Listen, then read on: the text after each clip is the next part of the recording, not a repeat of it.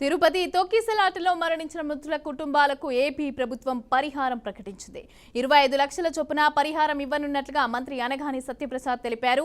ఈ ఘటనలో 6 మరణించగా 40 మంది గాయపడ్డారు. కాగా రుయా ఆసుపత్రిలో మంత్రులు బాధితులను పరామర్శించారు. జరిగిన ఘటనకి సంబంధించి మంత్రులకు కలెక్టర్ అలాగే ఎస్పీ వివరించారు.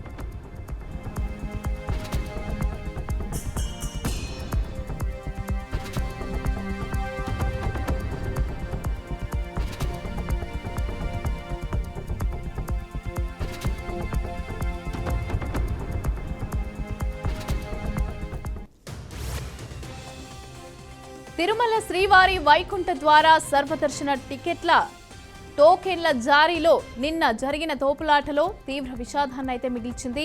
ఇక ఇందులో 6 భక్తులు చనిపోయారు. మరికొందరు హాస్పిటల్లో చికిత్స పొందుతున్నారు. అసలు ఏ సమయానికి ఏం జరిగింది, ఎలా జరిగింది అనే పూర్తి వివరాలతో నివేదికను జిల్లా కలెక్టర్ ముఖ్యమంత్రి చంద్రబాబుకైతే నివేదిక సమర్పించారు. డీఎస్పీ అత్యుత్సాహం వల్లనే ఒక్కసారిగా భక్తులు రావడంతో తొక్కిసలాట జరిగిందని అందులో పేర్కొన్నారు.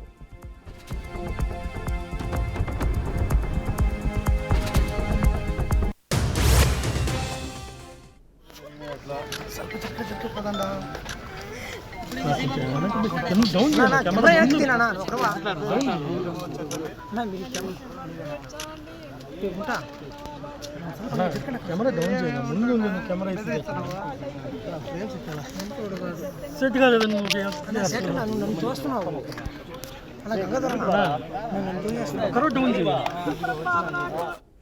తొక్కిసలాట జరిగిన డీఎస్పీ సరిగా స్పందించలేదని కలెక్టర్ రిపోర్ట్లో పేర్కొన్నారు. సమాచారం అందుకున్న ఎస్పీ వెంటనే సిబ్బందితో వచ్చారు. భక్తులకు సహాయం చేశారు. అంబులెన్స్ వాహనాన్ని టికెట్ కౌంటర్ బయట పార్క్ చేసి డ్రైవర్ వెళ్లిపోయాడు. ఇక 20 నిమిషాల పాటు డ్రైవర్ అందుబాటులోకి అయితే రాలేదు. డీఎస్పీ అలాగే అంబులెన్స్ డ్రైవర్ నిర్లక్ష్యం వల్లనే భక్తులు చనిపోయారని నివేదికలో వెల్లడించారు.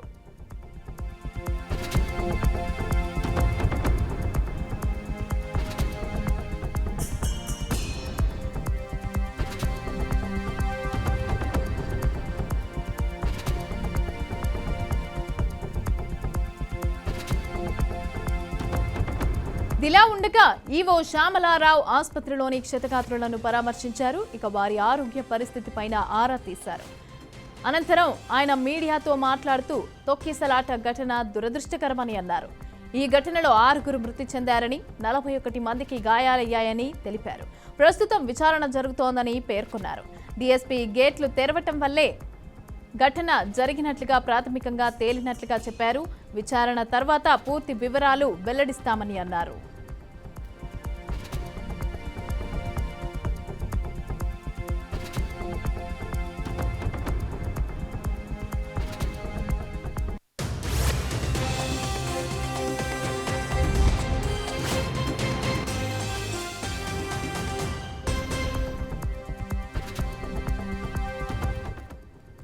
మరికొద్ది సేపట్లో మాజీ సీఎం తిరుపతికి వెళ్లనున్నారు. ఇక నిన్న రాత్రి తిరుమల శ్రీవారి వైకుంఠ ద్వార దర్శనం టోకెన్ల జారీ సందర్భంగా తొక్కిసలాట జరిగి 6 మృతి చెందారు. ఈ ఘటనపైన ఇప్పటికే దిగ్భ్రాంతి వ్యక్తం చేసిన మాజీ సీఎం జగన్ కాసేపట్లో స్విమ్స్ ఆసుపత్రిలో చికిత్స పొందుతున్న వారిని పరామర్శించనున్నారు. దీంతో వైసీపీ శ్రేణులు ముందస్తుగానే భారీగా తిరుపతికైతే చేరుకుంటున్నారు. ఇక జగన్ స్విమ్స్ ఆసుపత్రికి వెళ్లడానికి పోలీసులు అనుమతి ఇస్తారా లేదా అనేది ప్రశ్నార్థకంగా మారింది. ఈ క్రమంలో మాజీ సీఎం జగన్ పరిస్థితులు మరోసారి అదుపు తప్పే అవకాశం ఉండటంతో ఇక పోలీసులు తీసుకునే నిర్ణయం పైన సర్వత్రా ఉత్కంఠ నెలకొంది.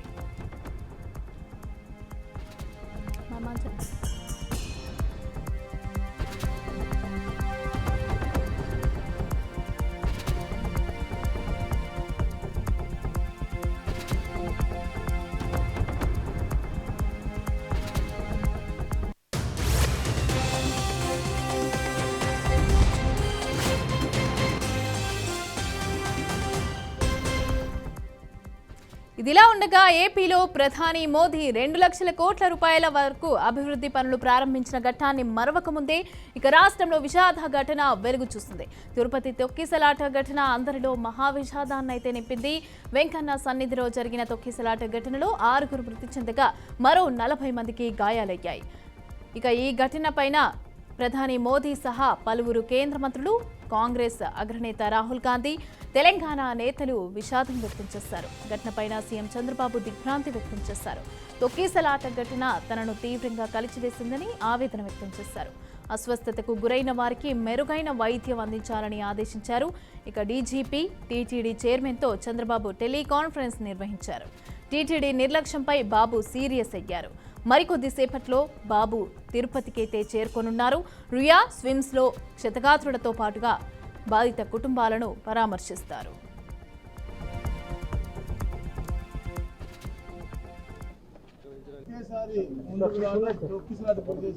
దాంట్లో 6 చనిపోవడం చాలా బాధాకరం. ముగ్గురు విశాఖపట్నం నుంచి, నర్సీపట్నం నుంచి, ఒకరు తమిళనాడు, ఒకరు కేరళ నుంచి 6 చనిపోవడం, 5 మహిళలు, ఒక పురుషులు చనిపోవడం. వారి యొక్క కుటుంబానికి అందరూ కూడా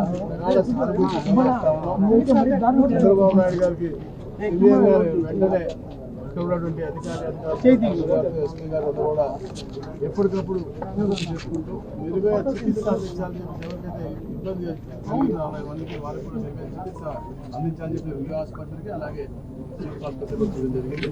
వాళ్ళందరూ కూడా మెరుగైన చికిత్స అందిస్తా ఉన్నాం. ఏదైతే దేవదేవుని యొక్క ఆశీస్సుల కొరకు లక్షలాది మంది అన్ని ప్రాంతాల నుంచి ఇక్కడికి వస్తున్నటువంటి తరుణంలో ఇదొక దుస్సంఘటన ఇక్కడ జరిగింది. ఈ సంఘటన పట్ల మన ముఖ్యమంత్రి శ్రీ చంద్రబాబు నాయుడు గారు ఆయన దిగ్భ్రాంతిని వ్యక్తం చేయడం, వారితో మరి భారత ప్రధానమంత్రి గారు కూడా వారి యొక్క బాధను వ్యక్తం చేయడం, ఉప ముఖ్యమంత్రి గారు కూడా వారి బాధను వ్యక్తం చేయడం, ఇవన్నీ కూడా చూడడం జరిగింది. ఈరోజు ఈ సంఘటన ఎలా జరిగింది అనేటువంటిది ఆ విచారణ, దాని నివేదికలు తర్వాత పరిశీలన చేయడం జరుగుతుంది. ముందు గాయాల పాలైనటువంటి వ్యక్తులకి మంచి మెరుగైన చికిత్స ఇవ్వాలన్నదే ప్రభుత్వం యొక్క లక్ష్యం. ముఖ్యమంత్రి గారి ఆదేశాలు కూడా అలాగే ఉన్నాయి. దాదాపు ఇప్పుడు చనిపోయినటువంటి కుటుంబాల్లో ఏ విధంగా అయితే వాళ్ళకి నష్టం జరిగిందో ఆ నష్టాన్ని మనుషులనైతే తీసుకురాలేదు, కానీ ప్రభుత్వం ఆ కుటుంబాలను ఆదుకోవాలని చేసే ప్రయత్నంలో ఇప్పుడే మా రెవెన్యూ మంత్రి గారు, ముఖ్యమంత్రి గారి ఆలోచనని ప్రకటించడం జరిగింది. ప్రతి దేవదేవుడు వెంకటేశ్వర స్వామిని అందరూ కూడా దర్శించుకుందామని, అక్కడ ఆశీర్వాదం తీసుకుందామని చెప్పి ఇతర రాష్ట్ర ప్రజలకి కూడా ఈ రోజు కాంపెన్సేషన్ అనేది అనౌన్స్ చేయడం జరిగింది. ఎందుకంటే ఎవరైనా భక్తులందరూ కూడా ఇక్కడికి రావడం జరిగింది కాబట్టి ఇక్కడ గవర్నమెంట్ ఈ రోజు బాధ్యత తీసుకుని వాళ్ళందరికీ కూడా కాంపెన్సేషన్ ఇవ్వడమే కాదు, వాళ్ళు ఎంత గౌరవంగా ఇక్కడ నుంచి మళ్ళా ఆ ప్రాంతాలకి పంపించి ఆ దహన సంస్కారాలు జరిగే కార్యక్రమం వరకు కూడా చూసుకోమని ఈ రోజు గవర్నమెంట్ కూడా ఆదేశాలు ఇవ్వడం జరిగింది. ఎవరైతే ఇందాక మీరు అన్నారు మన సమన్వయ లోపమా, లేకపోతే ఏదైనా పోలీస్ వైఫల్యమా, లేకపోతే అడ్మినిస్ట్రేషన్ వైఫల్యమా, ఏది అనేది చాలా క్లియర్ గా సీసీ కెమెరాస్ ప్రతి చోట ఉన్నాయి. మీకు తెలుసు, ప్రతి చోట సీసీ కెమెరాలో ఏం జరిగింది అన్నది కూడా మేము అధ్యయనం చేసుకుంటాం. ప్రతి ఒక్కటి కూడా ఎంక్వైరీ జరుగుతుంది. ఇప్పటికే ఒక ప్రాథమిక నివేదిక అనేది ఎస్పీ గారు, కలెక్టర్ గారు కలిపి ఈ రోజు ముఖ్యమంత్రి గారికి మాకు కూడా అందజేస్తున్నారు. బాధ్యులు ఎవరైనా కూడా బాధ్యత రహితంగా పనిచేస్తే వాళ్ళ మీద ఎట్టి పరిస్థితుల్లో కూడా చర్యలు ఉంటాయి. కంపల్సరీగా ప్రభుత్వపరమైన చర్యలు ఉంటాయి. అందులో కూడా వెనకాడే పరిస్థితి లేదు. ఫర్దర్ గా ఇటువంటి సంఘటనలు జరగకుండా చూసుకునే